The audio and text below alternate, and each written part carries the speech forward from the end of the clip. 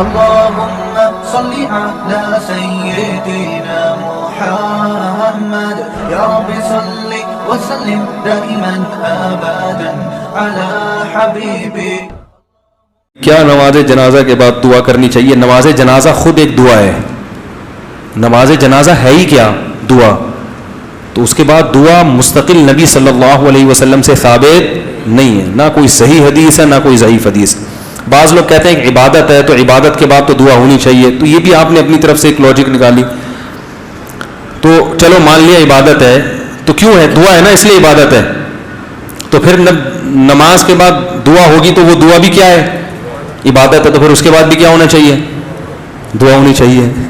تو جیسے صحابہ تابعین نے نماز جنازہ پڑھی ہے، پڑھا، سلام پھیرا، مردے کو دفنایا جا کے، تو چاروں ائمہ کا اس پر اتفاق ہے. کہیں بھی کسی نے نہیں لکھا کہ نماز کے بعد الگ سے دعا ہوگی.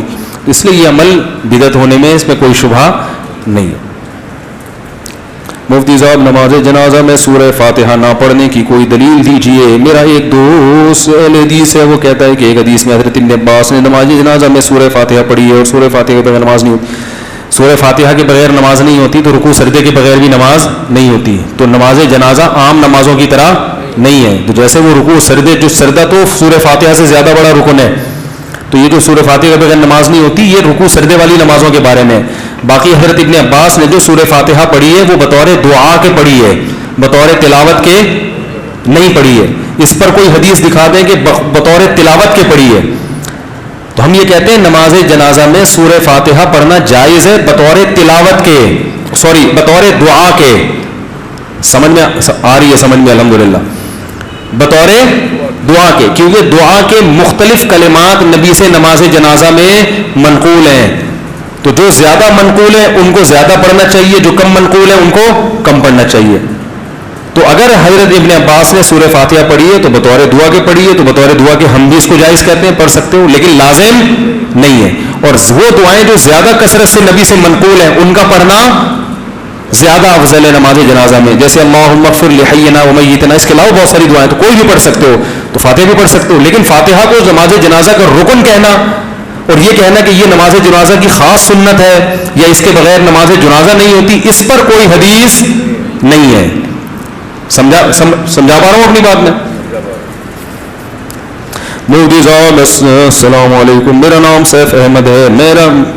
میرا یہ سوال ہے کہ آدمی اپنی 4 بیویوں کے ساتھ ایک ہی کمرے میں ایک ہی وقت میں 4 کے ساتھ رہ سکتا ہے؟ وہ اگر چاروں بیویوں کو ایک کمرے میں رکھے گا تو خود کہاں رہے گا؟ ایک کمرہ تو دور کی بات، چاروں کو ایک گھر میں اگر رکھتا ہے تو خود کہاں رہے گا؟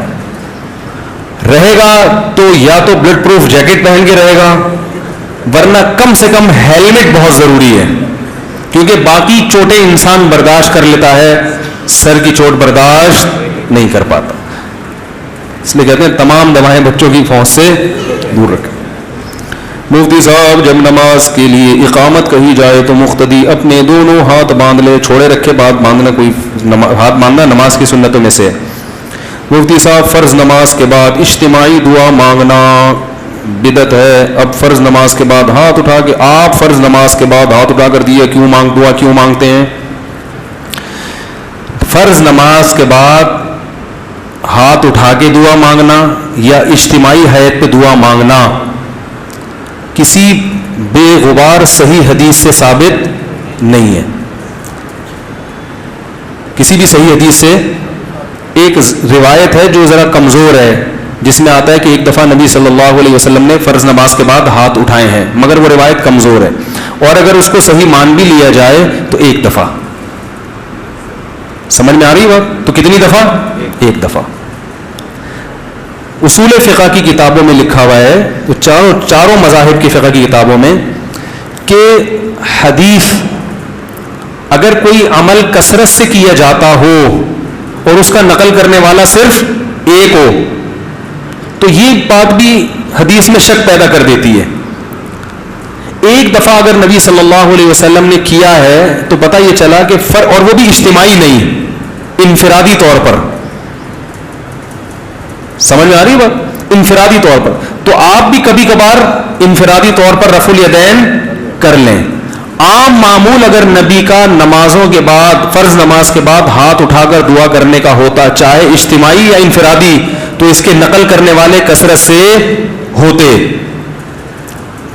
سمجھ میں آ رہی اس بارے میں؟ کیونکہ نماز کو تو بہت اہتمام اور اہمیت کے ساتھ احادیث میں بیان کیا گیا ہے، جبکہ ہم دیکھتے ہیں کہ حدیث کی کتابیں اس سے بالکل خاموش ہیں.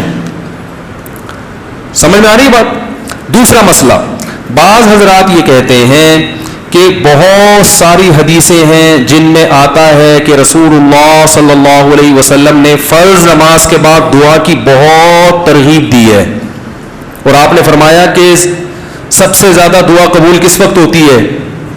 فرض نماز کے بعد. اس حدیث کا مطلب سمجھیں. جب بھی ایک حدیث کو بیان کیا جائے گا دوسری احادیث کو سامنے رکھ کر، خود نبی اور صحابہ نے اس حدیث پر کیسے عمل کیا ہے.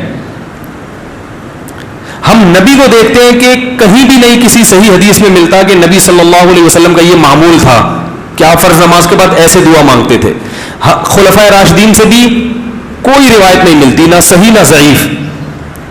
بھائی دیکھو ہمارے ہاں تو یہ پابندی سے ہو رہا ہے نا پانچوں نمازوں میں ہر مسجد میں، اگر صحابہ میں بھی ایسا ہوتا تو کوئی ضعیف روایت تو ملتی نا صحابہ کرام سے، نہ صحیح ہے نہ ضعیف ہے. اور نبی سے بھی کوئی کثرت سے ایک روایت ہے، اس کی سند پہ بھی کیا ہے، ٹھیک ہے بعض نے اس کو صحیح کہا بعض نے ضعیف کہا، مگر وہ بھی متفق علیہ صحیح نہیں ہے. تو یہ کیسے ہو سکتا ہے کہ ایک عمل پابندی سے ہو رہا ہو اور اس کا نقل کرنے والا کوئی ہو ہی نہیں. تو اب ہم دیکھتے ہیں کہ جو حدیث میں آتا ہے فرض نماز کے بعد آپ صلی اللہ علیہ وسلم نے دعا کی ترغیب دی ہے، خود کیسے دعا مانگی ہے. تو ہم دیکھتے ہیں کہ نبی سے دوسری حدیثوں میں کیا ملتا ہے. آپ نے فرمایا جس نے فرض نماز کے بعد اللہم انت السلام پڑھا، کسی حدیث میں آتا ہے آپ نے فرمایا اللہم لا مانع لما اعطیت ولا معطی لما منعت ولا ينفع ذا الجد منک الجد. کسی میں آتا ہے جس نے فرض نماز کے بعد آیت الکرسی. خود آپ کا اپنا معمول بھی یہی. تو پتہ یہ چلا ان کلمات کو حدیث میں دعا سے تعبیر کیا جا رہا ہے. یہ وظائف ہیں. وظیفہ اس دعا کو کہتے ہیں جن کے یعنی لگے بندے کلمات ہوں، اس کو بھی دعا سے تعبیر کیا جاتا ہے. اس کی مثال ایسے ہے جیسے ہم کہتے ہیں افطار کی دعا، آذان کے بعد کی دعا، مسجد میں داخل ہونے کی دعا، مسجد سے باہر نکلنے کی دعا. تو وہ دعا کیا ہے؟ اللہم افتح لی ابواب رحمتک، مخصوص کلمات. اذان کے بعد کی دعا کیا ہے؟ اللہم رب ہذہ الدعوۃ التامہ. تو فرائض کے بعد جو دعا ہے وہ بھی کیا ہے؟ آیت الکرسی، اللہم انت السلام، اللہم لا مانع لما اعطیت. یہ کلمات، ان کلمات کو کیا کہا گیا ہے؟ بولو بھائی، دعا. اور ابن تیمیہ رحمہ اللہ کی رائے یہ ہے جو تفرد ہے کہ فرض نماز کے بعد سے مراد ہے جو اتحیات کے درود شریف کے بعد ہم دعا پڑھتے ہیں، رب اجعلنی مقیم الصلاۃ ربنا آتنا، جو کیونکہ حدیث میں آتا ہے دبور کل صلاۃ. تو دبر کا جو لفظ ہے عربی میں وہ بعد کے معنی میں بھی استعمال ہوتا ہے اور اینڈ کے معنی میں بھی.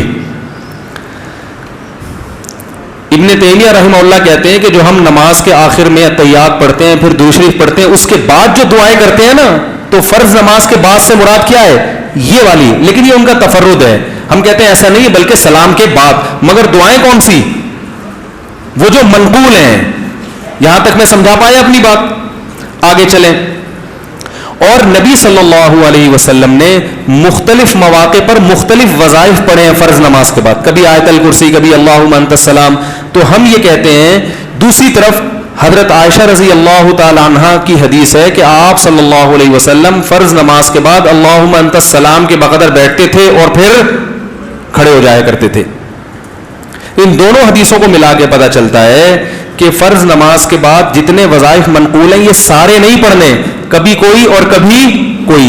اہمیت چونکہ اللہم انت السلام کی زیادہ ہے اور وہ دائمی معمول رہا ہے نبی کا، جیسے حضرت عائشہ کی، تو اس کو ہم نے اہمیت دی. اور ہم کہتے ہیں کہ پھر آپ فوراً کھڑے ہو کر سنتوں میں مشغول ہو جائیں، باقی وظائف اور تسبیحات آپ پڑھیں سنتوں کے بعد. اس طرح تمام حدیثوں میں تطبیق. اور اہل حدیث حضرات یہ کہتے ہیں کہ نہیں، فرض نماز کے بعد ہی آپ تمام معمولات پورے کریں، اس کے بعد سنتیں پڑھیں. تو یہ علماء میں ایک اختلاف ہے.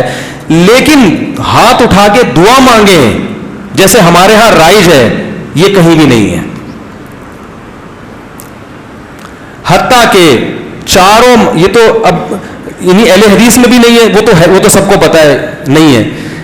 یہ فقہ حنفی میں بھی نہیں ہے، فقہ شافی میں بھی نہیں ہے، فقہ مالکی میں بھی نہیں ہے، اور فقہ حنبلی میں بھی نہیں ہے، کیونکہ فقہ حنفی کی کتابیں بھی اس سے خالی، فقہ مالکیہ، شافعیہ، حنابلہ ان کی کتابیں بھی اس سے بالکل خالی، نہ صرف خالی بلکہ اس کے مخالف۔ فتاوی عالمگیریہ فقہ حنفی کی کتاب ہے نا، اس میں لکھا ہے کہ امام کو چاہیے کہ سلام پھیرنے کے بعد اللہم انت السلام کے بقدر بیٹھے اور اس کے بعد کھڑا ہو جائے۔ یہ کہیں بھی نہیں لکھا کہ اس میں کیا کرے، اجتماعی دعا مانگے یا انفرادی دعا مانگے، کہیں بھی نہیں لکھا ہوا، بلکہ اس کے خلاف لکھا ہوا ہے۔ تو اس لیے یہ فقہ حنفی میں بھی نہیں ہے۔ ہاں یہ ہمارے اکابر میں ایک چیز رائج ہو گئی ہے، ہمارے بزرگوں میں، جو ہندوستان میں بہت تیزی سے، بولو بھائی، پھیل گئی۔ جب رائج ہو گئی تو حضرت مفتی محمد شفیع صاحب رحمہ اللہ تعالیٰ کا اجتماعی دعا پر ایک رسالہ ہے، مفتی اعظم جو تھے، انہوں نے فرمایا کہ اب اس کو ایک دم ختم کرنے میں کیا ہے،